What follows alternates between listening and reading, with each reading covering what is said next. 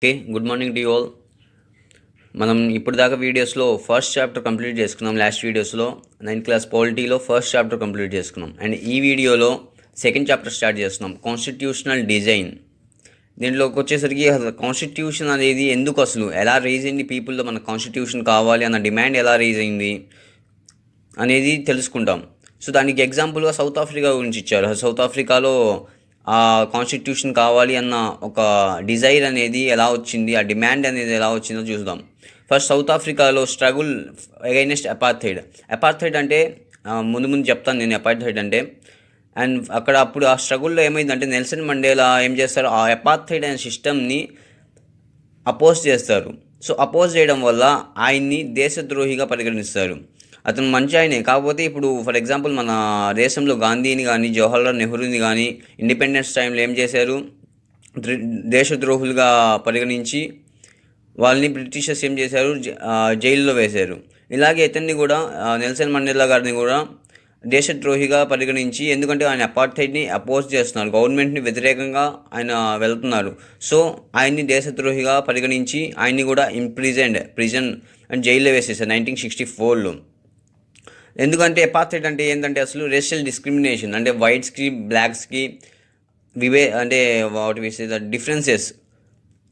Difference చూపించేవాళ్ళు government. White government ఏం చేసింది, బ్లాక్స్కి వైట్స్కి డిఫరెన్స్ చూపించింది. ఆ డిఫరెన్సెస్ వల్ల ఎలాంటి ప్రాబ్లమ్స్ వస్తున్నాయో కింద మెన్షన్ చేశారు 9th క్లాస్ ఎన్సీఆర్టీలో. Problems of non whites. First thing వచ్చేసి prohibited from living in white areas, అంటే తెల్లవాళ్ళు ఉండే ఏరియాలో బ్లాక్ పీపుల్స్ కానీ అండ్ కలర్డ్ పీపుల్ కూడా ఉంటారు. కలర్డ్ పీపుల్ అంటే ఇప్పుడు ఫర్ ఎగ్జాంపుల్ ఇండియా నుంచి బ్రిటిషర్స్ వాట్ వి సే ఆఫ్రికాకి తీసుకెళ్ళి పని చేపిస్తూ ఉంటారు. సో మనం కలర్డ్ పీపుల్ అప్పుడు అక్కడ ఉన్న black people.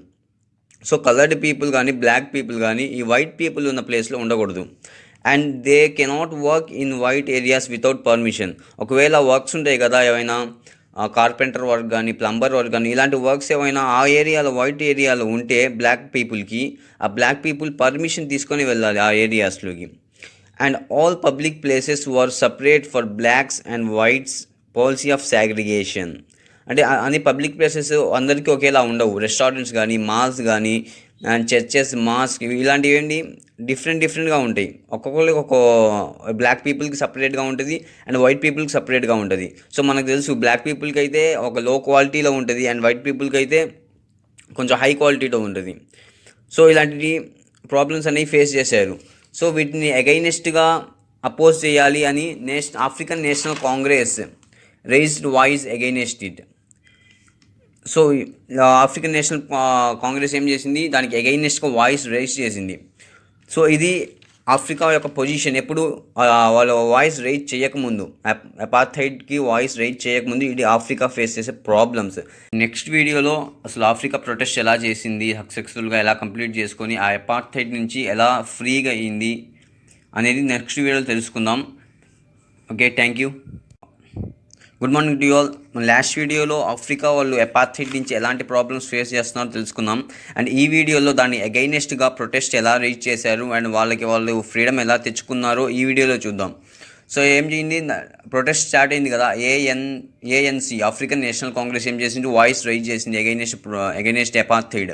So protest increase అవుతా పోయాయి. సో దాన్ని దృష్టిలో ఉంచుకొని వైట్ పీపుల్ ఏం చేశారు, వైట్ గవర్నమెంట్ వాళ్ళు కొన్ని పాలసీస్ అనేవి మార్చారు. ఫస్ట్ ఏం చేశారు, డిస్క్రిమినేషన్ లా వర్ రీప్లేస్డ్. అపార్థైడ్లో కొన్ని లాస్ని మార్చారు, కొంచెం చేంజ్ తెచ్చారు, పూర్తిగా అయితే తీసేయలేదు, కొంచెం చేంజ్ తెచ్చారు. పబ్లిక్ ప్లేసెస్లో అందరినీ అలౌ చేయడం ఇలాంటి కొంచెం చేంజెస్ తెచ్చారు. అండ్ సెకండ్ థింగ్ ఏంటి, ban on political parties are removed, అంటే పొలిటికల్ పార్టీస్ ఏవి పెట్టకూడదు అన్న ఆంక్షల్ని తొలగించారు. అండ్ థర్డ్ థింగ్ వచ్చేసి నెల్సన్ మండేలాని జైల్లో వేశారు కదా 1964లో. అండ్ ఈ తర్వాత ఈ ప్రొటెస్ట్ ఎక్కువ అవడంతో నెల్సన్ మండేలాని జైలు నుంచి రిలీజ్ చేసేసారు. అండ్ సో ఈ పొలిటికల్ పార్టీస్ని అలౌ చేయడం అండ్ నెల్సన్ మండేలాని బయటికి రావడం వల్ల ఈ ప్రొటెస్ట్ ఇంకా ఇంక్రీజ్ అవుతా పోయింది. సో ఆల్మోస్ట్ నెల్సన్ మండేలాని 28 years జైల్లో ఉంచారు, 28 years 1964 నుంచి. సో ఆన్ 26th April 1994లో సౌత్ ఆఫ్రికాకి అపార్థైడ్ నుంచి వాళ్ళకి ఫ్రీడమ్ వచ్చేసింది. సో ఫ్రీడమ్ వచ్చిన తర్వాత నెల్సన్ మండేలా ఏం ఆలోచించాడు, formation of multi racial government, అంటే ఇప్పుడు వైట్ పీపుల్ ఏం చేశారు, బ్లాక్ పీపుల్ని చాలా ఇబ్బందికి గురి చేశారు. అండ్ వాళ్ళే రూలింగ్ మేమే రూల్ చేయాలి అన్నట్టు ప్రవర్తించారు. కానీ బ్లాక్ పీపుల్ కూడా ఇప్పుడు అలాగే చేస్తే రేపు వైట్ పీపుల్ తిరుగుబాటు చేసి మళ్ళీ వైట్ పీపుల్ చేతిలోకి పవర్స్ వెళ్ళిపోతాయి. అప్పుడు వాళ్ళు అలా చేస్తారు. సో ఇలా ఉండకూడదు అని వాళ్ళు ఏం చేశారు, అందరినీ కూర్చోబెట్టి ఒక మల్టీ రేషియల్ గవర్నమెంట్ ఫార్మ్ చేద్దాం. వైట్స్ గవర్నమెంట్, బ్లాక్స్ గవర్నమెంట్ కాదు, మల్టీ రేషియల్ గవర్నమెంట్, అందరూ ఇన్వాల్వ్ అవ్వాలి దాంట్లో అని ఒక అభిప్రాయం తెచ్చారు నెల్సన్ మండేలా. సో ఇక్కడ వచ్చింది కాన్స్టిట్యూషన్ కావాలి అని. ఇప్పుడు కాన్స్టిట్యూషన్ లేకుండానే మనం అలా చేద్దామంటే రాతపూర్వకంగా ఉండాలి కదా. సో కాన్స్టిట్యూషన్ ఉంటే సో అందరూ కలిసి ఉంటారు, కాన్స్టిట్యూషన్ ప్రకారం నడుచుకుంటారు. సో ఒక ట్రస్ట్ అనేది ఉండిద్ది. సో ఇక్కడ కాన్స్టిట్యూషన్ కావాలి అన్న డిమాండ్ ఇక్కడ రైజ్ అయింది. సో కాన్స్టిట్యూషన్ ఆఫ్టర్ ఇండిపెండెన్స్ ఏంటంటే black leaders forgives the white people చేసిన తప్పులన్నింటినీ బ్లాక్స్ ఏం చేశారు, ఫర్గ్యూ చేసేసి వాళ్ళని కూడా గ్యాదర్ చేసి black and white sat together to draw up a common constitution. So కాన్స్టిట్యూషన్ని రెడీ చేయడానికి వైట్స్ అండ్ బ్లాక్స్ ఇద్దరు కలిసి కూర్చున్నారు. సో వాళ్ళకి ఏమైనా తప్పులు కానీ ఏమైనా సరి చేయాల్సినవి ఉంటే ఇద్దరు కలిసి మాట్లాడుకొని కాన్స్టిట్యూషన్ని డిజైన్ చేసుకున్నారు. సో 2 years పట్టింది వాళ్ళకి అలా డిజైన్ చేసుకోవడానికి. After so many discussions and debates వాళ్ళు వరల్డ్లో one of the finest constitution, మంది కూడా వన్ ఆఫ్ ద ఫైనెస్ట్ కాన్స్టిట్యూషనే.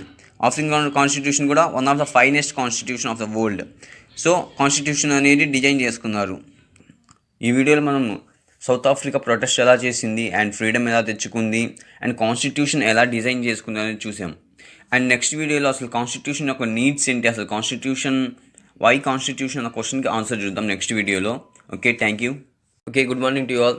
మనం లాస్ట్ వీడియోస్లో సౌత్ ఆఫ్రికా ఎలాంటి ప్రాబ్లమ్స్ ఫేస్ చేసిందో, ఆ ప్రాబ్లమ్స్ నుంచి ఫ్రీడమ్ ఎలా తెచ్చుకుందో అండ్ కాన్స్టిట్యూషన్ ఎలా డిజైన్ చేసుకుందో చూసాం.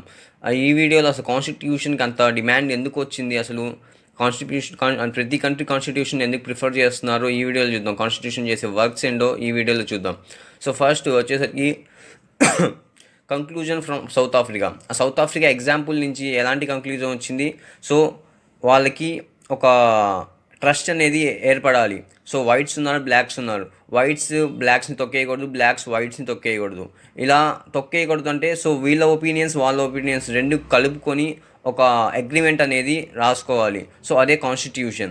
సో దానికి కొన్ని రూల్స్ అండ్ రెగ్యులేషన్స్ అనేవి వాళ్ళే పెట్టుకున్నారు. వైట్స్ అండ్ బ్లాక్స్ ఇద్దరు కలిసి కూర్చొని కాన్స్టిట్యూషన్ డిజైన్ చేసుకున్నారు. వాళ్ళ ఫీలింగ్స్ని, వాళ్ళ ఇంటెన్షన్స్ని మొత్తం ఒకరికొకరు చెప్పుకొని అండ్ ఒక అగ్రిమెంట్కి వచ్చారు, ఒక డెసిషన్స్కి వచ్చారు. సో రూల్స్ అండ్ రెగ్యులేషన్స్ అనేవి కొన్ని పెట్టుకున్నారు వాళ్ళు. ఎందుకు వాళ్ళని వీళ్ళు తొక్కేయకూడదు, వీళ్ళని వాళ్ళు తొక్కేయకూడదు, ఎవరు ఎలాంటి ఇబ్బంది ఉండకూడదు. ఇది మెయిన్ మోటివ్ వాళ్ళది. అండ్ 9th క్లాస్ ఎన్సీఆర్టీలో ఒక గేమ్ గురించి ఒక ఎగ్జాంపుల్ ఇచ్చారు. మనం గేమ్ ఆడుతున్నప్పుడు మనకి ఎలాంటి రూల్స్ ఉంటాయి, ఒక ప్రతి గేమ్కి ఫుట్బాల్కి రూల్స్ ఉంటాయి, క్రికెట్ యొక్క రూల్స్ ఉంటాయి. అలా ప్రతి ఒక్క గేమ్కి ఒక రూల్స్ ఉంటాయి, అప్పుడే అది గేమ్ అంటాం. సో అలా కూడా ఒక కంట్రీని మనం రూల్ చేస్తున్నాము అంటే ఒక రూల్స్ అండ్ రెగ్యులేషన్స్ ఖచ్చితంగా ఉండాలి. లేకపోతే ఒకసారి మోనార్కీ ఫామ్లో ఉంటుంది, ఒకసారి ఏమంటారు డిక్టేటర్షిప్లో ఉంటుంది, ఒకసారి డెమోక్రసీలో ఉంటుంది. ఎలా పడితే అలా వాళ్ళకి పవర్ని ఉపయోగించుకొని కంట్రీని మార్చుకుంటారు. ఒకసారి బ్లాక్ రూల్ చేస్తారు, ఒకసారి వైట్స్ రూల్ చేస్తారు. అలా వాళ్ళు ఇష్టం వచ్చినట్టు అయిపోతుంది.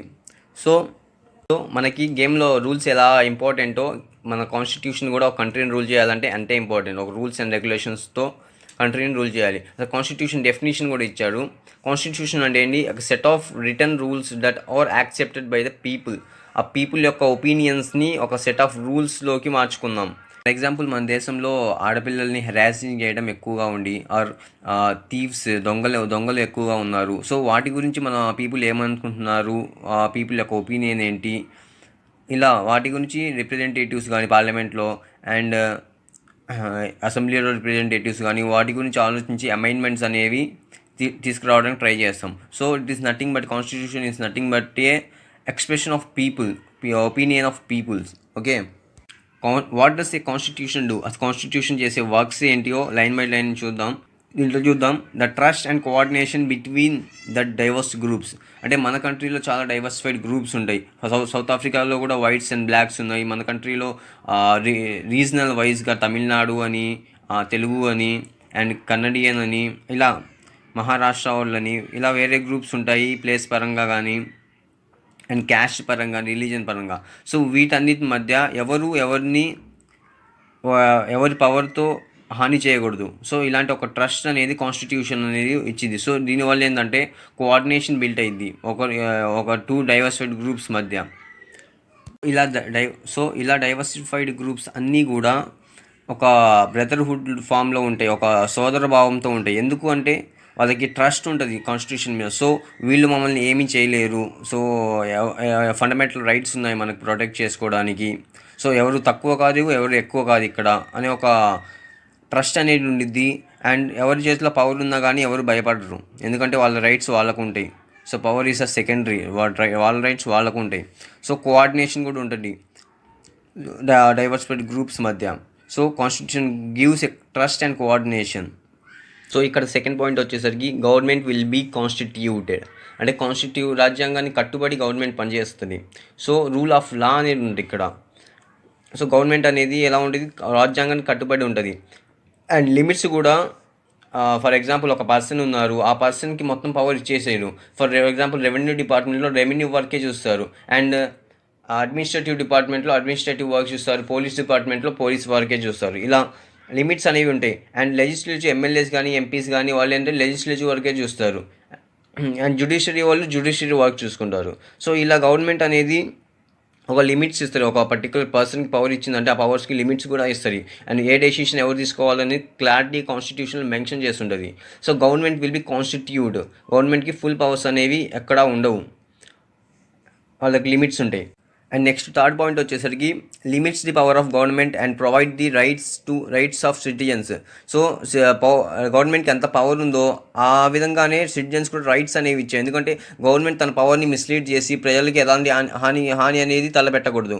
సో బేసిక్ ఏంటంటే ఇక్కడ మన గవర్నమెంట్ ఫామ్ చేసిన ప్రజల కోసమే. సో వాళ్ళకి ఇబ్బంది కలిగితే so waste of the government, ఆ గవర్నమెంటే వేస్ట్. అండ్ ఆ గవర్నమెంట్ అనేది ప్రజల యొక్క రైట్స్ని దృష్టిలో పెట్టుకొని ఎలాంటి పవర్ని మిస్లీడ్ చేయడం కానీ అండ్ పవర్ని తప్పుగా వాడడం కానీ ఇలాంటివి జరగవు. సో గవర్నమెంట్ ఒక లిమిట్లో ఉంటుంది అండ్ సిటిజన్స్కి కొన్ని రైట్స్ అనేవి చాలా హెల్ప్ అవుతాయి. అండ్ లాస్ట్ పాయింట్ వచ్చేసరికి మనం డెఫినేషన్లో చూసాం. సో కాన్స్టిట్యూషన్ అంటే ఏంటి, it's nothing but a opinion of the people అందరూ ఎలా కావాలనుకుంటున్నారు కంట్రీని. సో కంట్రీ ఎలా లీడ్ అవ్వాలి, కంట్రీ ఎలా డెవలప్ అవ్వాలి, కంట్రీ ఏ విధంగా పరిపాలించబడాలి అనేది కాన్స్టిట్యూషన్లో ప్రజల యొక్క ఎక్స్ప్రెషన్స్ ద్వారా మనం రూల్స్ అండ్ రెగ్యులేషన్ ఫామ్ చేసాం. So it is constitution nothing but consider and express the ideas of citizens. So మన సిటిజన్స్ యొక్క ఐడియాస్ని, పబ్లిక్ యొక్క ఐడియాసే కాన్స్టిట్యూషన్. So constitution gives a clear idea what hour citizens are thinking. మన ప్రజలు ఏమనుకుంటున్నారు, కాన్స్టిట్యూషన్ అనేది ఒక సింపుల్ ఐడియా అనేది ఇచ్చిద్ది అన్నమాట. So thank you. నెక్స్ట్ వీడియోలో మనం మేకింగ్ ఆఫ్ ఇండియన్ కాన్స్టిట్యూషన్ గురించి తెలుసుకుందాం. Okay, thank you. Okay, good morning to you all. ఈ వీడియోలో మనం మేకింగ్ ఆఫ్ ఇండియన్ కాన్స్టిట్యూషన్ గురించి తెలుసుకుందాం. లాస్ట్ వీడియోలో మనం నీడ్స్ ఆఫ్ ఇండియన్ కాన్స్టిట్యూషన్ గురించి మాట్లాడుకుందాం. అండ్ ఈ వీడియోలో అసలు మన కాన్స్టిట్యూషన్ యొక్క బ్యాక్గ్రౌండ్ గురించి మాట్లాడడం. అంటే కాన్స్టిట్యూషన్ రాయడం స్టార్ట్ చేయక ముందు, కాన్స్టిట్యూషన్ మేకింగ్ స్టార్ట్ చేయక ముందు పరిస్థితులు ఎలా ఉన్నాయో చూద్దాం. సో కాన్స్టిట్యూషన్ కావాలి అంటే దాని కాన్స్టిట్యూషన్ని ప్రజలందరూ ఒప్పుకోవాలి. అది మెయిన్ మోటివ్ అంది. మనం తయారు చేసే కాన్స్టిట్యూషన్ ప్రజలందరికీ అనుకూలంగా ఉండాలి. సో అలా అనుకూలంగా ఉండాలి అంటే ఇక్కడ మనం చాలా డిఫికల్ట్ సర్కమ్స్టాన్సెస్లో కాన్స్టిట్యూషన్ బిల్డ్ చేస్తున్నట్టే. ఎందుకంటే చాలా డైవర్సిఫైడ్ గ్రూప్స్ ఉంటాయి, రిలీజియస్ ఉంటాయి, అండ్ ఇంకో ప్రిన్స్లీ స్టేట్స్ యొక్క ప్రాబ్లమ్స్ ఉంటాయి. సో ఎవరెవరిని ఒప్పించాలి, ఇక్కడ కాన్స్టిట్యూషన్లో డైవర్సిఫైడ్ గ్రూప్స్ చాలా ఉన్నాయి. ఆ డైవర్సిఫైడ్ గ్రూప్స్ అన్నిటినీ మనం ఏం చేయాలి, ఒక దారికి తేవాలి, అంటే ఒకే మాట మీదకి తేవాలి ఆ డైవర్సిఫైడ్ గ్రూప్స్ అంటే ఫర్ ఎగ్జాంపుల్ ఇప్పుడు నార్త్ ఇండియా వాళ్ళు వేరే ఒక గ్రూప్లా ఉంటారు, సౌత్ ఇండియా వాళ్ళు ఒక గ్రూప్లా ఉంటారు, అండ్ లాంగ్వేజ్ని బట్టి ఒక గ్రూప్గా ఉంటారు, అండ్ వర్కింగ్ ప్రొఫెషనల్స్ని బట్టి కూడా ఒక గ్రూప్గా ఉంటారు. ఫర్ ఎగ్జాంపుల్ నా గవర్నమెంట్ ఎంప్లాయీస్ ఒక గ్రూప్గా, అండ్ మామూలు ఎంప్లాయీస్ ఒక గ్రూప్గా, రైతులు ఒక గ్రూప్గా, ఇలా ఏ ఫీల్డ్ వాళ్ళని కూడా మనం డిస్సాటిస్ఫై చేయకూడదు, అందరినీ సాటిస్ఫై చేయాలి. అలా కాన్స్టిట్యూషన్ బిల్డ్ చేయాలి.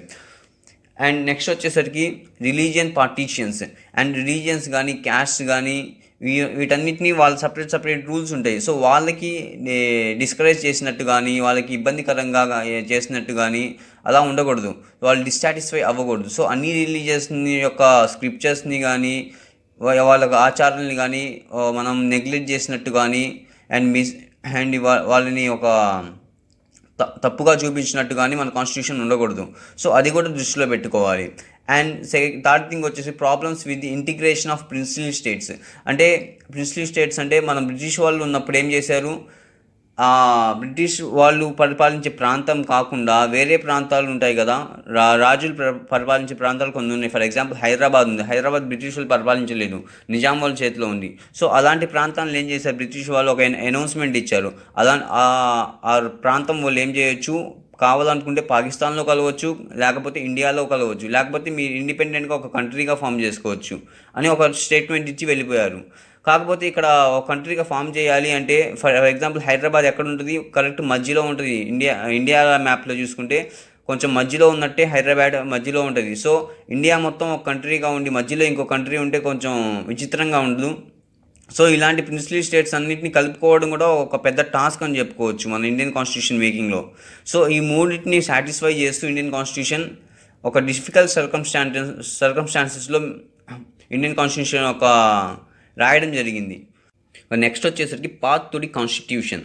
పాత్ టు ది కాన్స్టిట్యూషన్ అంటే మనం దీంట్లో ఏం చూసాం, మన కాన్స్టిట్యూషన్ తయారు చేసేటప్పుడు మన పరిస్థితులు ఎలా ఉన్నాయి అండ్ ఎవరెవరిని సాటిస్ఫై చేయాలి, మనం ఎక్కడ ప్రాబ్లమ్స్ వస్తాయి, ఎవరిని సాటిస్ఫై చేయాలి అనేది ఇక్కడ చూసాం. ఇది పాత్ టు ది కాన్స్టిట్యూషన్ అంటే మనం స్టెప్ బై స్టెప్ కాన్స్టిట్యూషన్ని ఎలా బిల్డ్ చేసుకుంటూ వచ్చాము. అంటే ఫ్రీడమ్ రాకముందే మనం బిల్డ్ చేసుకోవడం స్టార్ట్ చేసాం. బిల్డ్ చేసుకుంటూ వచ్చి కాన్స్టిట్యూషన్ అసెంబ్లీని ఎలా ఫామ్ చేసాం అక్కడ దాకా చూద్దాం. ఆ కాన్స్టిట్యూషన్ అసెంబ్లీని ఫామ్ చేసిన తర్వాత ఏం జరిగిందో నెక్స్ట్ వీడియోలో చెప్తాం. సో కాన్స్టిట్యూషన్ అసెంబ్లీ ఫామ్ అయ్యే ముందు ఏం జరిగింది, స్టెప్ బై స్టెప్ ఎలా డెవలప్ అయిందో చూద్దాం. First advantage over south Africa. మనం లాస్ట్ వీడియోస్లో చూసాం సౌత్ ఆఫ్రికా ఓన్లీ అపార్థైడ్ నుంచి ఫ్రీడమ్ కావాలని కోరుకుంది. బట్ వాళ్ళు ఏం చేశారు, కాన్స్టిట్యూషన్ని కూడా స్పాంటేనియస్గా బిల్డ్ చేసుకున్నారు ఫ్రీడమ్ వచ్చిన తర్వాత. మనం అలా కాదు, స్పాంటేనియస్గా బిల్డ్ చేయలేదు. మన ఫ్రీడమ్ రాకముందే ఒక చైతన్యం వచ్చింది ప్రజల్లో. ఏమని, సో మనం ఫ్రీడమ్ వచ్చిన తర్వాత మనమే రూల్ చేసుకోవాలి, దానికోసం మన కాన్స్టిట్యూషన్ బిల్డ్ చేసుకుందాం అన్న ఒక చైతన్యం మన నాయకులే వాళ్ళని తెచ్చారు ప్రజలందరిలో. So not merely struggle for foreign rules or also for rejuvenate our country. అంటే ఓన్లీ ఫారెన్ రూలింగ్ వెళ్ళిపోవాలి అనే స్ట్రగుల్ చేయలేదు మనం, బట్ రిజ్యూనేట్ అంటే చైతన్యం తెచ్చాము. మన కంట్రీలో కాన్స్టిట్యూషన్ కావాలి అని ఒక చైతన్యాన్ని ప్రజలు తెచ్చాం. అండ్ ఇన్ 1928లో ఏమైంది, మోతీలాల్ నెహ్రూ ఫస్ట్ ఒక డ్రాఫ్ట్ తయారు చేశాడు. డ్రాఫ్ట్ అంటే కాన్స్టిట్యూషన్ ఇలా ఉంటే బాగుంటుంది అని ఒక నమూనా టైప్ అన్నమాట, ఒక బ్లూ ప్రింట్.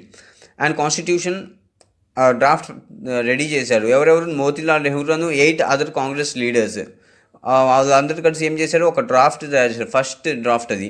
అండ్ 1931లో ఏం చేశారు, కరాచీ సెషన్లో ఒక కాన్స్టిట్యూషన్లో ఎలా ఉండాలి అనే ఒక ఫస్ట్ మీటింగ్ అనేది ఒక ఏర్పాటు చేసుకున్నారు. ఇది కాన్స్టిట్యూషన్ అసెంబ్లీ స్టార్ట్ అవ్వకముందు మీటింగ్స్ ఇవి. And familiar with the political, అప్పటికే మన వాళ్ళు చాలా ఎక్స్పీరియన్స్ ఉన్నారు. ఎందుకంటే 1937లోని బ్రిటిష్ వాళ్ళు ఏం చేశారు, ఒక ఎమ్మెల్యేస్ లాగా పోటీ చేయడానికి, ఒక లోకల్ లీడర్స్ లాగా పోటీ చేయడానికి మన ఇండియన్స్కి అవకాశం ఇచ్చారు. సో వాళ్ళ లెజిస్లేచర్లో, బ్రిటిష్ వాళ్ళ రూలింగ్స్లో లెజిస్లేచర్లో మన ఇండియన్స్ని కూడా ఎలో చేశారు. ఎప్పటి నుంచి, 1937 నుంచి ఎలక్షన్స్ ద్వారా. And inspired from other countries నుంచి మనం ఇన్స్పైర్ అయిన ఏమేంటి, ఫ్రెంచ్ నుంచి మనం లిబర్టీ అండ్ ఈక్వాలిటీ తీసుకుందాం. అండ్ రష్యా నుంచి ఏం తీసుకున్నాం, సోషలిస్ట్ తీసుకున్నాం. మనం రష్యా చెప్తా ఉంటాం సోషలిస్ట్ కంట్రీ అని. అండ్ యూఎస్ నుంచి బిల్ ఆఫ్ రైట్స్ అంటే ఫండమెంటల్ రైట్స్ తీసుకున్నాం. ఇలా ఒక్కొక్క కంట్రీ నుంచి ఒక్కటి తీసుకున్నాం. సో ఇదేంటివి, కాన్స్టిట్యూషన్ అసెంబ్లీ ఫామ్ అవ్వకముందు సర్కమ్స్టాన్సెస్ ఇవి మొత్తం. అండ్ కాన్స్టిట్యూషన్ అసెంబ్లీ ఫామ్ అయిన తర్వాత ఎలా ఉంది మన కంట్రీ అండ్ కాన్స్టిట్యూషన్ ఎలా మేక్ అయింది మనం నెక్స్ట్ వీడియోలో చూద్దాం. Okay, thank you. Okay, good morning to you all. మనం లాస్ట్ వీడియోలో మేకింగ్ ఆఫ్ ఇండియన్ కాన్స్టిట్యూషన్ చూసాం. దాంట్లో అసలు మన కంట్రీలో ఎలాంటి పరిస్థితులు ఉన్నాయి కాన్స్టిట్యూషన్ డిజైన్ చేసేటప్పుడు, అండ్ మనకి ఎంత అవగాహన ఉంది కాన్స్టిట్యూషన్ డిజైన్ చేయడానికి అనేది చూసాం. అండ్ ఇప్పుడు ఒక కాన్స్టిట్యూషన్ అసెంబ్లీ ఫామ్ చేసి కాన్స్టిట్యూషన్ డిజైనింగ్ స్టార్ట్ చేసి అండ్ ఎండ్ వరకు ఎలా డిజైన్ చేశారనేది ఈ వీడియోలో చూద్దాం. అసలు కాన్స్టిట్యూషన్ అసెంబ్లీ అంటే ఏంటి? కాన్స్టిట్యూషన్ అసెంబ్లీ అంటే అదొక కాన్స్టిట్యూషన్ డిజైన్ చేయడానికి ఎలక్ట్ చేసుకున్న ఒక బాడీ అన్నమాట, ఒక గ్రూప్ ఆఫ్ పీపుల్.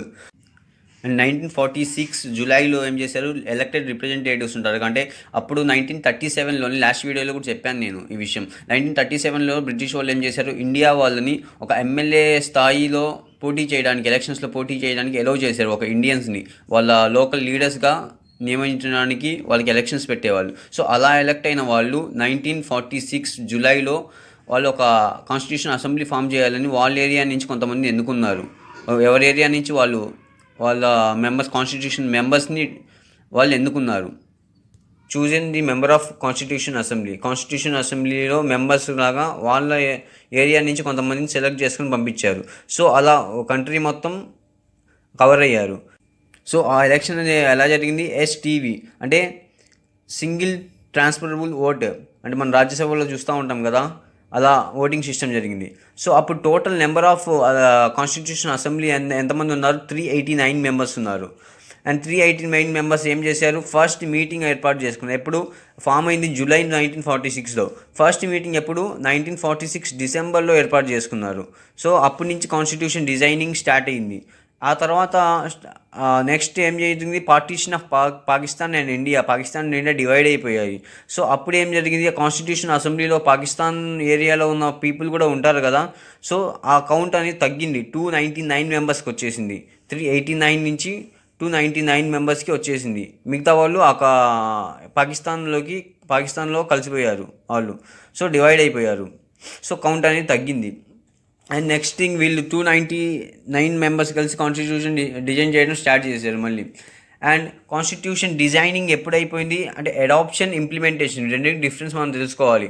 అడాప్షన్ అంటే మనం అడాప్ట్ చేసుకుందాం, అంటే క్లారిటీగా మొత్తం డిజైన్ చేసుకోవడం మొత్తం అయిపోయింది అనమాట అడాప్షన్. అప్పుడు ఆ అడాప్షన్ అనేది ఎప్పుడైపోయింది, 1949 26 నవంబర్లోనే అయిపోయింది. బట్ 2 months గ్యాప్ తీసుకొని 1950 జనవరి 26న, అంటే రిపబ్లిక్ డే జరుపుకుంటాం కదా, ఆ రోజున మన కాన్స్టిట్యూషన్ మొత్తం ఇంప్లిమెంట్లోకి వచ్చేసింది.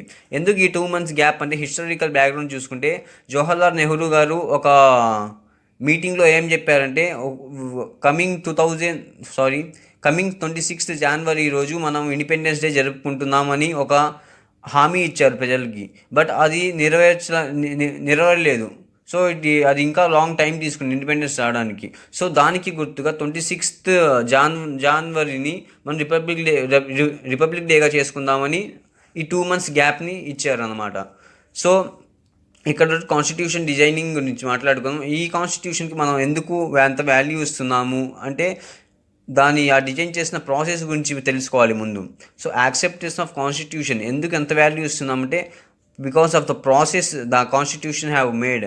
మన కాన్స్టిట్యూషన్ ఎలా డిజైన్ చేశారో ఆ ప్రాసెస్కి ఉన్న ఇంపార్టెన్స్ అది. ఫస్ట్ థింగ్ వచ్చేసరికి ఇట్స్ లెజిటిమసీ అంటే ఏంటి, ప్రజల్లో దానికి ఉన్న ప్రాముఖ్యత కానీ ఇంపార్టెన్స్ కానీ చాలా గౌరవిస్తారు కాన్స్టిట్యూషన్ని. ఎందుకంటే దాంట్లో అంతగా తప్పు పట్టాల్సిన విషయాలు ఏమీ లేవు. సో అందరూ సాటిస్ఫై చేసి కాన్స్టిట్యూషన్ డిజైన్ చేశాం. సో దానికి పీపుల్ అందరూ చాలా విలువిస్తారు. ఆ విలువ వల్ల ఇప్పటికీ మన కాన్స్టిట్యూషన్లో యాక్సెప్టెన్సీలో ఉంది. అండ్ సెకండ్ థింగ్ వచ్చేసరికి constitution assembly represents the people of India. Constitution అసెంబ్లీలో ఎవరెవరు ఉన్నారు, అన్ని రిలీజియస్ వాళ్ళు ఉన్నారు, ఆ కంట్రీలో ఉన్న అన్ని పార్ట్స్ వాళ్ళు ఉన్నారు, అన్ని లాంగ్వేజెస్ మాట్లాడే వాళ్ళు ఉన్నారు. అలా అందరినీ కలుపుకొని కాన్స్టిట్యూషన్ డిజైన్ చేసుకున్నాం. So it's not only Congress వాళ్ళే డిజైన్ చేయలేదు, కాంగ్రెస్లో బయట ఉన్న వాళ్ళు కూడా ఉన్నారు. అలా అందరినీ కలుపుకొని కాన్స్టిట్యూషన్ డిజైన్ చేసాం. సో పీపుల్ ఆఫ్ ఇండియాని రిప్రజెంట్ చేస్తుంది కాన్స్టిట్యూషన్ అసెంబ్లీ. ఒక పర్టికులర్ పర్సన్ని కానీ, పర్టికులర్ పార్టీని కానీ, పర్టికులర్ కమ్యూనిటీ కానీ రిప్రజెంట్ చేయట్లేదు మన constitution assembly. So people of ఇండియాని రిప్రజెంట్ చేస్తుంది కాబట్టి దానికి అంత ఇంపార్టెన్స్ ఉంది ఆ కాన్స్టిట్యూషన్ అసెంబ్లీ డిజైన్ చేసిన కాన్స్టిట్యూషన్కి. అండ్ థర్డ్ థింగ్ వచ్చేసరికి the process of making constitution. ఆ ప్రాసెస్ ఏ ప్రాసెస్లో జరిగింది, డైరెక్ట్గా ఇది అమలు పరచాలి రూల్ అని చెప్పంగానే అమలుపరచలేదు. దాని మీద డ్రాఫ్ట్ అయ్యింది ఫస్ట్, తర్వాత డిబేట్స్, దాంట్లో లోటుపాట్లు ఏమున్నాయి, ఎంతవరకు మంచిది ఎంతవరకు చెడు అని డిబేట్స్ జరుగుతాయి. సో అమెండ్మెంట్స్ ఏమైనా ఉంటే మార్చాల్సి ఉంటే చేస్తారు, మారుస్తారు. నియర్లీ 2000 అమెండ్మెంట్స్ చేశారు మన కాన్స్టిట్యూషన్ డిజైనింగ్ చేసే ప్రాసెస్లో. అండ్ దానికి రేషనల్స్ కూడా చెప్తారు. అంటే ఫర్ ఎగ్జాంపుల్ ఫండమెంటల్ రైట్స్ చేస్తున్నాము, దానికి రేషనల్ అసలు ఎందుకు తెస్తున్నాము, దాని రీజన్స్ ఏంటి, ఇలా రీజన్స్ కూడా చెప్తారు, దాన్ని రేషనల్స్ అంటాం. సో వీటన్నిటిని దృష్టిలో పెట్టుకొని మన కాన్స్టిట్యూషన్ ఇప్పటికీ యాక్సెప్ట్ చేస్తున్నాం. So okay, okay, thank you. Next వీడియోలో మనం guiding values of Indian constitution గురించి తెలుసుకుందాం. Okay, thank you. Good morning to you all. మనం ఇప్పుడు దాకా వీడియోస్లో ఏం చూసాం, మన కాన్స్టిట్యూషన్ ఎలా డిజైన్ చేసుకున్నాము, కాన్స్టిట్యూషన్ అసెంబ్లీ ఎలా వర్క్ చేసింది, ఇలాంటివి చూసాం. అండ్ మనం ఇప్పుడు 70 సంవత్సరాలని కాన్స్టిట్యూషన్ డిజైన్ అయ్యి ఇప్పటికీ మనం కాన్స్టిట్యూషన్ ఎందుకు అలా యాక్సెప్ట్ చేస్తున్నాము, అంత ఇంపార్టెన్స్ ఎందుకు ఇస్తున్నామో లాస్ట్ వీడియోస్లో మనం చూసాం. కానీ ఆ లోపల ఉన్న వాల్యూస్ కానీ, కాన్స్టిట్యూషన్లో వాల్యూస్ గురించి కానీ ఇప్పుడు దాకా మనం మాట్లాడుకోలేదు. సో ఈ వీడియోలో ఒక స్టార్టింగ్ ఆ వాల్యూస్కి, ఆ ప్రిన్సిపల్స్కి బేస్ ఎక్కడి నుంచి వచ్చింది, అసలు మన కాన్స్టిట్యూషన్లో ప్రిన్సిపల్స్కి బేస్ ఎక్కడి నుంచి వచ్చిందని గైడింగ్ వాల్యూస్ గురించి ఈ వీడియోలో మాట్లాడుకుందాం. ఫస్ట్ థింగ్ వచ్చేసి view of some of our major leaders on our constitution. మన కాన్స్టిట్యూషన్ ఎలా ఉండాలి అనుకుంటున్నారో కొంతమంది లీడర్స్ ఉంటారు కదా, major leaders like Mahatma Gandhi కానివ్వండి, నెహ్రూ గారు అండ్ అంబేద్కర్ గారు, ఇలాంటి వాళ్ళు వాళ్ళ వ్యూస్ ఎక్స్ప్రెస్ చేశారు కదా. ఆ వ్యూస్ని బేస్ చేసుకొని కాన్స్టిట్యూషన్ డిజైన్ అనేది స్టార్ట్ చేశారు అన్నమాట. అండ్ సెకండ్ థింగ్ వచ్చేసి మన కాన్స్టిట్యూషన్ ఇంకా అర్థం కావాలి అంటే ఒక ఓవర్ వ్యూలో read the preamble of constitution. మన ప్రియంబుల్ ఆఫ్ కాన్స్టిట్యూషన్ని చదివినా కూడా మనకి మన కాన్స్టిట్యూషన్ గురించి అర్థమవుతుంది అనమాట. అండ్ సో ఈ ప్రియంబుల్ గురించి నెక్స్ట్ వీడియోలో మనం మాట్లాడుకుందాం.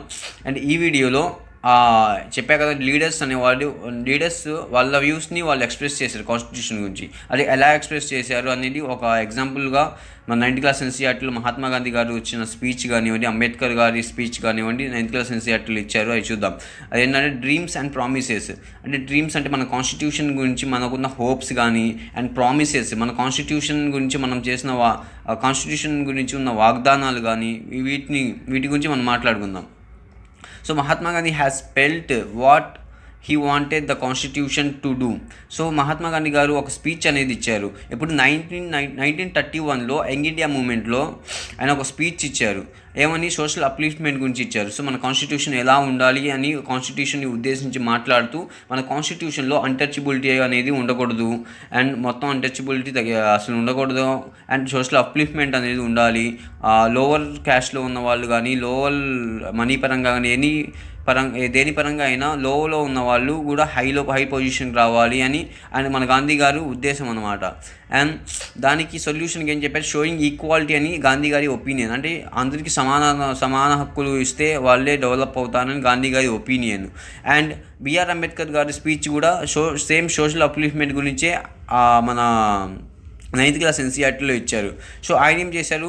ఆయన గాంధీ గారు చెప్పిన విజన్కి ఆయన టోటలీ అగైనెస్ట్గా ఉన్నారు. ఎందుకంటే సోషల్ అప్లిఫ్ట్మెంట్ అనేది మంచి పనే, okay, it's a good thing.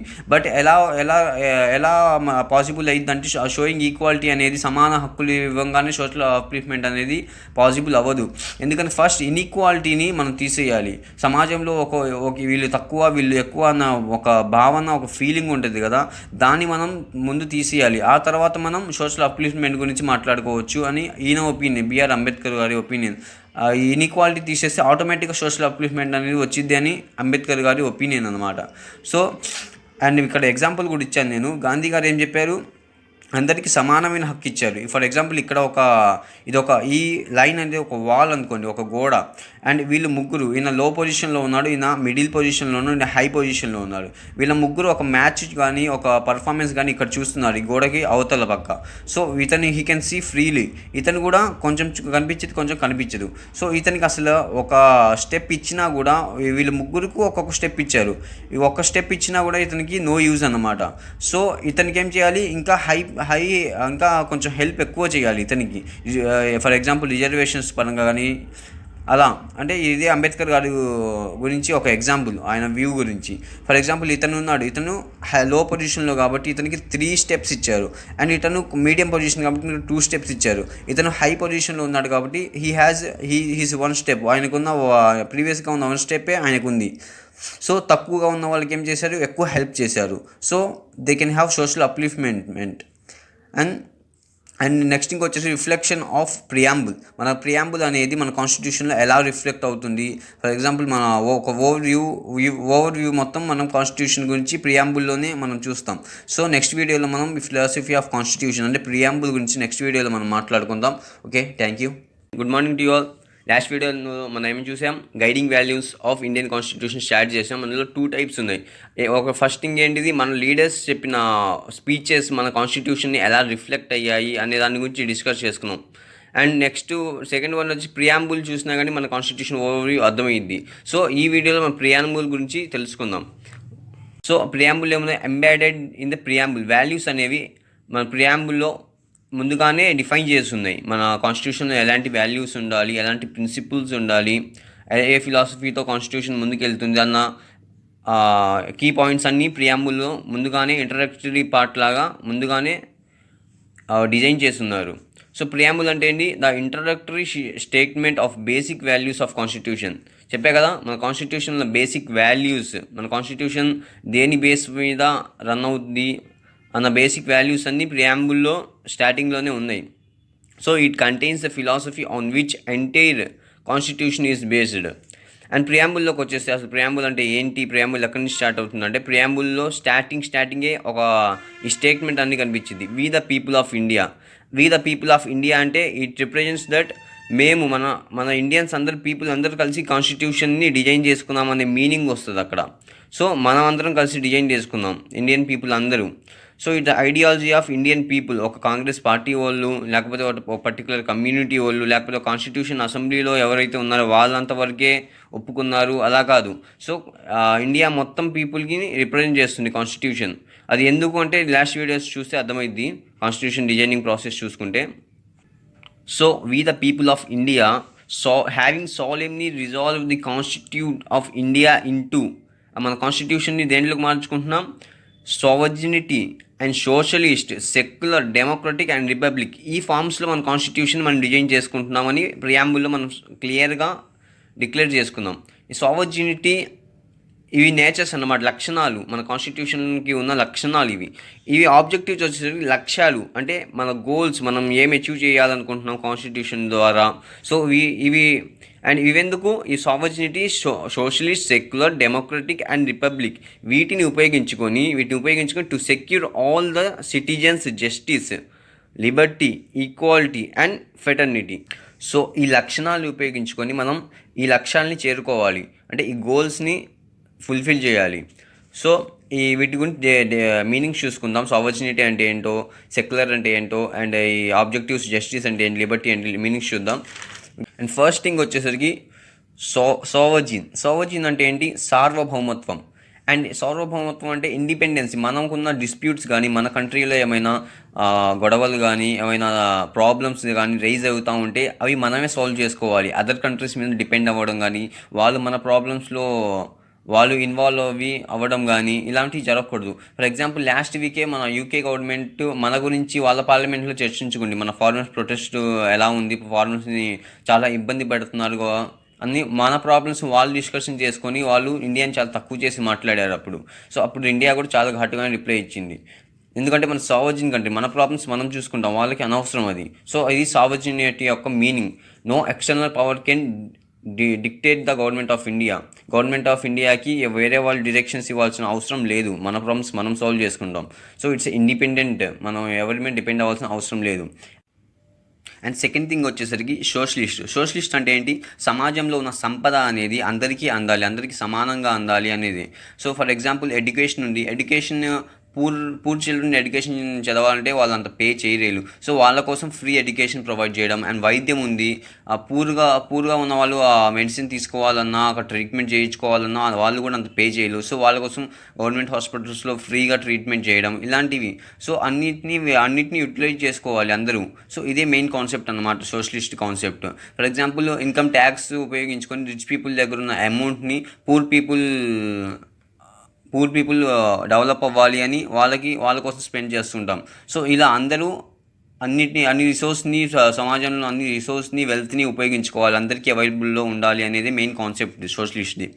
And starting వచ్చేసి సెక్యులరిజం అంటే మన కంట్రీలో ఉన్న ప్రతి సిటిజన్కి వాళ్ళ ఇష్టం వచ్చిన రిలీజియన్స్ ఫాలో అయ్యే రైట్ అనేది, ఫ్రీడమ్ అనేది మన కాన్స్టిట్యూషన్ ప్రొవైడ్ చేసింది. సో కాన్స్టిట్యూషన్ ప్రతి రిలీజియన్కి రెస్పెక్ట్ ఇస్తుంది, ఆ పర్టికులర్ రిలీజియన్కి సపోర్ట్ చేయడం, ఎక్కువగా పర్టికులర్ రిలీజియన్కి పక్షపాతంగా వ్యవహరించడం, ఇలాంటివి మన కాన్స్టిట్యూషన్లో ఉండవు అన్నమాట. సో మన కాన్స్టిట్యూషన్ సెక్యులర్ కాన్స్టిట్యూషన్. అండ్ మన కంట్రీ కూడా సెక్యులర్ కంట్రీ. కొంతమంది సెక్యులరిజం గురించి అంటూ ఉంటారు, మన కాన్స్టిట్యూషన్లో ముందు నుంచి సెక్యులరిజం లేదు, మధ్యలో 42nd అమెండ్మెంట్ యాక్ట్లో మన కాన్స్టిట్యూషన్లో సెక్యులరిజం అనేది చేర్చారు, దాన్ని మార్చొచ్చు కదా అని కొన్ని క్వశ్చన్స్ రేజ్ అవుతాయి. బట్ ఎస్ఆర్ బొంబాయి కేసులో సుప్రీంకోర్టు క్లారిటీగా జడ్జిమెంట్ ఇచ్చేసింది. ఏమని, సెక్యులరిజం అనేది మిగతా ఎలా ఉన్నాయో సోవర్జినిటీ, సోషలిస్ట్, డెమోక్రసీ ఇవి ఎలా ఉన్నాయో అది కూడా అలా అంతర్లీనమే. అది 42nd అమెండ్మెంట్ యాక్ట్లో బయట నుంచి యాడ్ చేసినట్టుగా ఉంది, బట్ అది అంతర్లీనమే అని క్లారిటీగా జడ్జిమెంట్ ఇచ్చింది. సో దాన్ని మార్చలేము మనం. అండ్ నెక్స్ట్ ఫోర్త్ థింగ్ వచ్చేసరికి డెమోక్రసీ. డెమోక్రసీ అంటే ఏంటి? Democracy form of government. ఆ గవర్నమెంట్ ఎలా ఉండాలి? ప్రజలు ఆ గవర్నమెంట్ హెడ్ ఆఫ్ ద గవర్నమెంట్ని ప్రజలు ఎన్నుకోవాలి, ఆ రూలర్స్ని ప్రజలు ఎన్నుకోవాలి. So rule by the people కూడా అంటాం ఈ డెమోక్రసీ గవర్నమెంట్ని. అండ్ నెక్స్ట్ థింగ్ వచ్చేసరికి రిపబ్లిక్ అంటే ఏంటి? రిపబ్లిక్ అంటే full stop to the hereditary form, వారసత్వానికి ఆపోజిట్ అనమాట. ఎందుకంటే ఆ హెడ్, కంట్రీ యొక్క హెడ్ అనేవాళ్ళు ఎలక్టెడ్ పర్సన్ అయి ఉండాలి. డెమోక్రసీలో కూడా ఎలక్టెడ్ పర్సన్. ఎవరిక్కడ హెడ్ ఆఫ్ ది గవర్నమెంట్, ఇక్కడ ఎవరు head of the country. So వీళ్ళు ఇక్కడ హెడ్కి ఓన్లీ రూలింగ్, గవర్నమెంట్లో ఉన్న క్యాబినెట్ మినిస్టర్స్ కానీ అండ్ ఎమ్మెల్యేస్ కానీ వీళ్ళ మీద అధికారం ఉంటుంది. అండ్ ఇక్కడ ఓన్లీ లెజిస్లేటివ్ అధికారం ఉంటుంది డెమోక్రసీలో.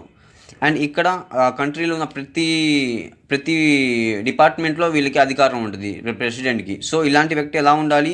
వారసత్వంగా రాకూడదు. వాళ్ళ హెడ్, ఎలక్టెడ్ హెడ్ అయి ఉండాలి. సో ఎలక్టెడ్ అయి ఉండాలి. అండ్ ఇక్కడ ఆ పర్సన్ ఎలా రూల్ చేస్తారు? రూల్ ఆఫ్ లా అనేది ఇక్కడ రిఫ్లెక్ట్ అయ్యింది రిపబ్లిక్లో. సో కాన్స్టిట్యూషనల్ రూల్స్ని వాటిని ఉపయోగించుకొని రూల్ చేస్తారు ఇక్కడ.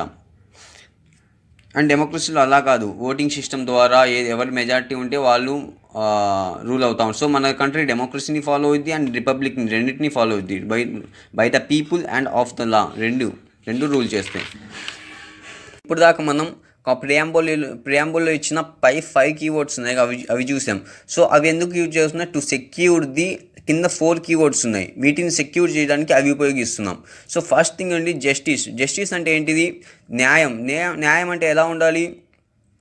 సొసైటీలో ఉన్న వెల్ఫేర్, సంక్షేమం అనేది అందరికీ అందాలి. ఫర్ ఎగ్జాంపుల్ జస్టిస్ ఎక్కడెక్కడ? సోషల్ జస్టిస్ ఉండాలి, ఎకనామికల్ జస్టిస్ ఉండాలి అండ్ పొలిటికల్ జస్టిస్ ఉండాలి. సోషల్ జస్టిస్ అంటే ఏంటి? ఫర్ ఎగ్జాంపుల్ సొసైటీలో ఒక గౌరవప్రదమైన స్థానాల్లో ఒక వర్గం వాళ్ళే ఉన్నారు, మిగతా వర్గాల వాళ్ళు రావట్లేదు. సో వాళ్ళని, కింద ఉన్న వాళ్ళని కూడా హెల్ప్ చేసి వాళ్ళని డెవలప్మెంట్లోకి తేవాలి, ఆ స్థానాలకు వెళ్ళేటట్టు చేయాలి. ఫర్ ఎగ్జాంపుల్ జాబ్స్ విషయంలో కానీ, జాబ్స్లో రిజర్వేషన్ ఇచ్చి వాళ్ళని కూడా ఆ పొజిషన్లోకి వచ్చేటట్టు చేయడం. అండ్ ఎకనామికల్గా వీక్గా ఉన్నారు, పూర్ పీపుల్ ఎక్కువగా ఉన్నారు. సో వాళ్ళని ఏం చేస్తాం? రిజర్వేషన్స్ కల్పించి, ఫర్ ఎగ్జాంపుల్ వాళ్ళు బిజినెస్ పెట్టుకోవాలనుకుంటున్నారు, వాళ్ళకి వడ్డీ లేని రుణాలు ఇవ్వడం, ఇలాంటి సంక్షేమ పథకాలు వాళ్ళకి వచ్చేటట్టు చేసి, అండ్ ఇక హౌసెస్ లేవు వాళ్ళకి ఇళ్ళ పట్టాలు ఇవ్వడం ఫ్రీగా, ఇలాంటివి చేసి వాళ్ళకి, అండ్ ఈడబ్ల్యూఎస్ కింద, ఎకనామికల్లీ వీకర్ సెక్షన్ కింద వాళ్ళకి జాబ్స్ రిజర్వేషన్లో ఇవ్వడం, ఇలాంటివి చేసి వాళ్ళకి ఏం చేయాలి? ఎకనామికల్గా స్ట్రాంగ్ చేయాలి. అండ్ పొలిటికల్లీ జస్టిస్, అండ్ పొలిటికల్గా కూడా వాళ్ళని స్ట్రాంగ్ చేయాలి. ఫర్ ఎగ్జాంపుల్ లేడీస్ ఉన్నారు, లేడీస్ పొలిటికల్ ఎంట్రీలో చాలా పర్సెంటేజ్ తక్కువగా ఉన్నారు. సో వాళ్ళకి ఏం చేయాలి? సో లోక్సభలో ఇంత % సీట్స్ లేడీస్ ఉండాల్సిందే అన్నట్టు ఒక రూల్ అనేది పెట్టాలి. సో వాళ్ళకి రిజర్వేషన్స్ కల్పించాలి. సో అప్పుడు ఏం చేస్తాం? పొలిటికల్ ఎంట్రీలో కూడా ఈజీ వే అయ్యిద్ది. సో ఇలా ఏ ఫీల్డ్లో అయితే వెనకబడి ఉన్నారో ఆ ఫీల్డ్లో ఏం చేయాలి? మనం కొంచెం హెల్ప్ చేసి వాళ్ళని ఒక మంచి పొజిషన్కి వచ్చేటట్టు మనం వాళ్ళకి జస్టిస్ ఇవ్వాలి, న్యాయం చేయాలి ఆ ఫీల్డ్లో వాళ్ళకి. So social, economic and political 3 ఫీల్డ్స్లో ఏం చేయాలి? అందరూ సమానంగా ఉండేటట్టు, అందరికి సమానమైన పవర్స్ ఉండేటట్టు మనం జస్టిస్ చేయాలి. సో ఇది జస్టిస్. అండ్ సెకండ్ థింగ్ వచ్చేసి లిబర్టీ అంటే ఏంటి? స్వేచ్ఛ. అంటే మన స్వేచ్ఛకి భంగం కలిగించకూడదు కారణం లేకుండా. కారణం ఉంటే అది వేరే విషయం. మన థాట్స్కి కానీ అన్రీజనబుల్ రిస్ట్రిక్షన్స్, రీజన్ లేకుండా మన ఆలోచనల మీద కానీ, మన ఫీలింగ్స్ మీద కానీ, మన నమ్మకాల మీద కానీ, మనం చేసే పనుల మీద కానీ రిస్ట్రిక్షన్స్ పెట్టకూడదు, లిమిట్స్ పెట్టకూడదు. ఫర్ ఎగ్జాంపుల్ రీజన్స్ ఉంటే ఓకే, ఆ కారణాలు ఉంటే okay. For example corona time ఇది, లాక్డౌన్ పెట్టారు.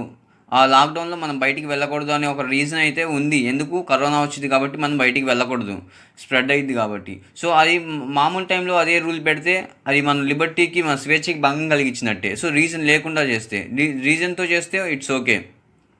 సో రీజన్ లేకుండా ఎలాంటి రిస్ట్రిక్షన్స్ పెట్టకూడదు మన థాట్స్ మీద, మన ఫీలింగ్స్ మీద, అండ్ మన బిలీవ్స్, మన నమ్మకాల మీద, మనం చేసే పనుల మీద. సో మనకు ఆ స్వేచ్ఛ అనేది ఇవ్వాలి. సో అది లిబర్టీ. అండ్ నెక్స్ట్ థింగ్ వచ్చేసరికి ఈక్వాలిటీ అంటే ఏంటి? All are equal before the law. మన కాన్స్టిట్యూషన్లో ఉన్న లాస్ కానీ ఈ ప్రియాంబుల్లో ఉన్న ప్రిన్సిపల్స్ కానీ అందరికీ సమానమే, అందరికీ వర్తిస్తాయి ఇవి. సో మన కాన్స్టిట్యూషన్ లాస్లో ఏమైనా శిక్షలు ఉంటే ఒక తప్పు చేస్తే ఒక శిక్ష ఉంది. సో అది అందరికీ, ఒక పర్టికులర్ కమ్యూనిటీకి కానీ పర్టికులర్ పర్సన్కి కానీ అలా ఉండదు. సో లా ముందు, కాన్స్టిట్యూషన్ ముందు అందరూ ఒకటే, కాన్స్టిట్యూషన్ రూల్స్ ముందు. సో అండ్ సెకండ్ థింగ్ వచ్చేసి all are having equal opportunities. అందరికీ సమానమైన ఆపర్చునిటీస్ ఉంటాయి. ఫర్ ఎగ్జాంపుల్ ఫండమెంటల్ రైట్స్ ఉన్నాయి, అందరికీ ఫండమెంటల్ రైట్స్ అందరికీ ఉపయోగపడతాయి. సో అందరూ సమానమే. అండ్ ఓటు హక్కు ఉంది, అందరూ వినియోగించకూడదు. సో అందరికీ ఆ ఓటు హక్కు వినియోగించిన హక్కు ఉండిద్ది, ఆ కాన్స్టిట్యూషన్ ప్రొవైడ్ చేసిద్ది. సో ఇలా అందరూ ఈక్వల్ కాన్స్టిట్యూషన్ ముందు. అండ్ నెక్స్ట్ థింగ్ వచ్చేసి ఫెటర్నిటీ అంటే సోదర భావాన్ని పెంపొందించింది కాన్స్టిట్యూషన్. ఎందుకంటే సింగిల్ సిటిజన్షిప్ మెయిన్ రీజన్. దానికి సింగిల్ సిటిజన్షిప్ ఉండడం వల్ల ఏమైంది? సో నేను ఫాలో అయ్యే రిలీజన్ ఉండిద్ది, వేరే వాడు ఫాలో అయ్యే రిలీజన్, ఇద్దరికి సమానమైన రెస్పెక్ట్ అనేది ఉండిద్ది. సో ఎలాంటి భేదాలు అనేవి ఉండవు. అండ్ నా కమ్యూనిటీకి అంతే రెస్పెక్ట్ ఉంది, అతని కమ్యూనిటీకి అంతే రెస్పెక్ట్ ఉంది. సో ఇలాంటి టైంలో ఏమిటి, ఒక వాడు ఎక్కువ నేను తక్కువ అనే ఫీలింగ్ కాకుండా ఒక బ్రదర్హుడ్ అనేది మన కాన్స్టిట్యూషన్ మనలో డెవలప్ చేసిద్ది. సో ఇది preamble of the constitution. And next వీడియోలో మనం ఇన్స్టిట్యూషనల్ డిజైన్స్ గురించి మాట్లాడుకుందాం. Okay, thank you. Okay, good morning to you all. మన లాస్ట్ వీడియోస్లో ఏం చూసాం? మన కాన్స్టిట్యూషన్ యొక్క బేసిక్ డెఫినేషన్ నుంచి సౌత్ ఆఫ్రికా ఎగ్జాంపుల్ కూడా చూసాం. వాళ్ళ కాన్స్టిట్యూషన్ అనే దాన్ని ఎలా ఉపయోగించుకున్నారు, రేషియల్ డిస్క్రిమినేషన్ అవాయిడ్ చేయడం కోసం, అపార్థైడ్ని. అండ్ కాన్స్టిట్యూషన్ డెఫినేషన్ ఏంటి, కాన్స్టిట్యూషన్ మనం ఎందుకు కావాలి, అండ్ నెక్స్ట్ కాన్స్టిట్యూషన్ని ఎలా డిజైన్ చేశారు, కాన్స్టిట్యూషన్లో ఉన్న బేసిక్ ప్రిన్సిపల్స్ కానీ ప్రియాంబుల్ ఏంటి మన కాన్స్టిట్యూషన్, ఇవి చూసాం. సో ఇప్పుడు ఆ కాన్స్టిట్యూషన్ని ఇంప్లిమెంట్ చేయడం ఎలా? Constitution not only statement of values, ఆ వాల్యూస్ని డిక్లేర్ చేయడం ఒక్కటే కాదు కాన్స్టిట్యూషన్ యొక్క ఉద్దేశం, బట్ దాన్ని ఎలా ఇంప్లిమెంట్ చేయాలి. అండ్ దానికోసం ఇంప్లిమెంట్ చేయడం కోసం కొన్ని ఇన్స్టిట్యూట్స్ని అరేంజ్ చేసింది కాన్స్టిట్యూషన్. ఎలాంటి institutes? Legislature, executive and judiciary. Legislature అంటే ఎవరు వస్తారు? ఎమ్మెల్యేస్ కానీ ఎంపీస్ కానీ వీళ్ళు వస్తారు. సో వాళ్ళు ఏం చేస్తారు? మన ఆర్టికల్స్ని, కాన్స్టిట్యూషన్ని అమైండ్ చేయడం కానీ, అండ్ ఎవరైనా సంక్షేమ పథకాలు తేవడం కానీ, ఏమైనా బిల్స్ పాస్ చేయడం కానీ, ఇలాంటివి లా మేకర్స్ అన్నమాట. సో ఆ లాస్ని ఇంప్లిమెంట్ చేసేది ఎవరు? ఎగ్జిక్యూటివ్. లెజిస్లేచర్ ఏం చేస్తారు? Making of law. ఆ లాస్ని ఎగ్జిక్యూట్ చేసేది ఎగ్జిక్యూటివ్స్, అంటే ఐఏఎస్ ఆఫీసర్స్ కానీ, ఐపీఎస్ ఆఫీసర్స్ కానీ, అండ్ ఇలాంటి వాళ్ళు ఎగ్జిక్యూటివ్ డిపార్ట్మెంట్. అండ్ ఆ లాస్ని ఫాలో అవ్వడంలో ఏమైనా తప్పులు జరిగితే వాటికి న్యాయం చేసేది జ్యుడిషియరీ అన్నమాట. సో ఈ మూడు వర్క్ని డివిజన్ చేసుకొని పంచుకునేది. They are part of government రూలింగ్లో 3 పార్ట్ కాన్స్టిట్యూషన్ ఇంప్లిమెంట్ ప్రజల్లోకి తీసుకెళ్ళడానికి ఈ 3 సహకరిస్తాయి అన్నమాట. సో కాన్స్టిట్యూషన్ ఏం చేస్తుంది? వీటిని ఉపయోగించుకొని కొన్ని వీళ్ళకి పవర్స్ ఇచ్చినట్టే కొన్ని లిమిట్స్ కూడా పెట్టింది. ఎవరికి ఎంత పవర్ ఉన్నాయి? ఫర్ ఎగ్జాంపుల్ ఎంపీస్ ఉన్నారు, వాళ్ళకి ఎంత పవర్ ఉండిద్ది, ఎమ్మెల్యేస్కి ఎంత పవర్ ఉండిద్ది, ఎగ్జిక్యూటివ్ డిపార్ట్మెంట్ ఐఏఎస్ ఆఫీసర్స్కి, ఐపీఎస్ ఆఫీసర్స్కి ఎంత పవర్ ఉంటుంది, అండ్ జ్యుడిషియరీ కోర్టులకి ఎంత హక్కు ఉండిద్ది, ఆ కోర్టులో పనిచేసే చీఫ్ జస్టిస్కి కానీ లాయర్స్కి ఎంత పవర్ ఉంటుంది, ఇవి కూడా క్లారిటీగా డిక్లేర్ చేసింది అనమాట. అండ్ పీపుల్కి స్పెషల్ రైట్స్ అనేవి ఇచ్చింది. సో గవర్నమెంట్ని కంట్రోల్లో పెట్టింది వీటి ద్వారా. అండ్ పీపుల్కి స్పెషల్ రైట్స్ అనేవి గవర్నమెంట్లో పవర్ మొత్తం గవర్నమెంట్ దగ్గర ఉంటే పీపుల్ మీద ప్రెజర్ వచ్చిద్దేమో అన్న ఉద్దేశంతో స్పెషల్ రైట్స్ కూడా పీపుల్కి ప్రొవైడ్ చేసింది మన కాన్స్టిట్యూషన్. అండ్ నెక్స్ట్ థింగ్ వచ్చేసరికి అమైండ్మెంట్స్ గురించి మాట్లాడుకోవాలి. అమైండ్మెంట్స్ ఎందుకు ఇచ్చారు అనే క్వశ్చన్ వేసుకుంటే అసలు అమైండ్మెంట్స్ చేయడం అవసరమా? కాన్స్టిట్యూషన్ డిజైన్ చేసుకున్నాం కదా, ఇంకా అమైండ్మెంట్ ఎందుకు, కాన్స్టిట్యూషన్లో మార్పులు ఎందుకు చేస్తున్నాము అంటే, ఈ కాన్స్టిట్యూషన్ మనం ప్రియాంబుల్లో స్టార్టింగే చూసాం, we the people of India. ఆ కాన్స్టిట్యూషన్ ఏం రిప్రజెంట్ చేస్తుంది? మన ఐడియాలజీని, ఇండియాలో ఉన్న పీపుల్ యొక్క ఐడియాలజీని రిప్రజెంట్ చేస్తుంది. వాళ్ళు ఎలా ఫీల్ అవుతున్నారో, వాళ్ళ కంట్రీ ఎలా ఉండాలనుకుంటున్నారో, సో ఆ కాన్స్టిట్యూషన్ అలా ఉంటుంది. సో కాలం మారే కొద్దీ ఏమవుతుంది, ఆ ఐడియాలజీస్ ఆఫ్ సిటిజన్స్ యొక్క మైండ్ సెట్ మారుతూ ఉంటుంది. అప్పుడు తప్పు అనిపించేది ఇప్పుడు కరెక్ట్ అనిపించింది, అప్పుడు కరెక్ట్ అనిపించింది ఇప్పుడు తప్పు అనిపించవచ్చు. సో దీనికోసమే ఆ ఐడియాలజీని సాటిస్ఫై చేయాలి మన కాన్స్టిట్యూషన్. అదే మెయిన్ అనమాట, స్టార్టింగ్ పాయింటే అది, we the people of India. So మన ఐడియాస్ని సాటిస్ఫై చేయాలి కాన్స్టిట్యూషన్. సో దానికోసమే keep it update according to the ideology of citizens. మన ఐడియాలజీస్కి అనుకూలంగా, మన ఐడియాలజీస్కి అప్డేట్గా ఉండాలి కాబట్టి కాన్స్టిట్యూషన్ని అమైండ్మెంట్ చేయాలి అని ఆర్టికల్ 368లో కాన్స్టిట్యూషన్ అమెండ్మెంట్ గురించి మన కాన్స్టిట్యూషన్ మనకు ఆ ఫెసిలిటీ అనేది ప్రొవైడ్ చేసింది.